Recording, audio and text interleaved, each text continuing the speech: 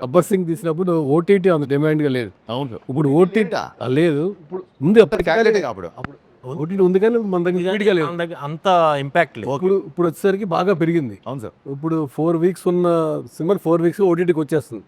ఇప్పుడు జనాలు సరదాగా సోషల్ మీడియా కామెంట్ చెప్తున్నాను మీకు, రిలీజ్ సినిమా ఏమో ఓటీటీలో చూడండి, రిలీజ్ సినిమా థియేటర్కి వెళ్ళి చూడండి అంటే రిలీజ్ కూడా డిమాండ్ చేస్తుంది. అవును అంటే మీరు జెంజీస్ చాలా రోజుల వరకు గబ్బర్ సింగ్ హైయెస్ట్ అంటే రిలీజ్లో.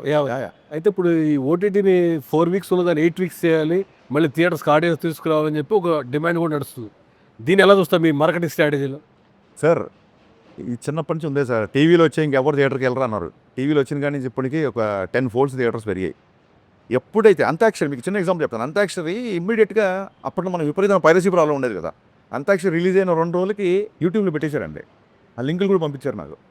అయినా సరే రిపీట్ ఆడియన్స్ తగ్గల గబ్బర్ సింగ్. ఎందుకంటే the kind of dialogues, the kind of scenes, the kind of songs I make, మీరు ఇలాగ పర్సనల్గా ఇందులో చూస్తే మీకు కిక్కిరా sir. It needs a gallery experience. అంతాక్షరి మొత్తం థియేటర్ నవ్వుతూ ఉంటే ఆ నవ్వుకి నవ్విన వాళ్ళు చాలామంది ఉన్నారు. సో అందుకు అది పైరసీ అయినా సరే యూట్యూబ్లో పెట్టినా సరే రిపీట్ చూశారు. సో డెఫినెట్గా ఓటీటీ అనేది looking at a positive way. It's another income for the producer, another way. ఇప్పుడు ఎక్కడో అబ్రాడ్లో ఉన్నవాళ్ళు, చాలా దూరంలో ఉన్నవాళ్ళు, వాళ్ళు గబుక్కున ఫస్ట్ డే మార్నింగ్ షో రాలేరు కాబట్టి ఒక 4 వీక్స్ తర్వాత 5 వీక్స్ తర్వాత సినిమా చూడడానికి ఒక another platform to explore hour thing.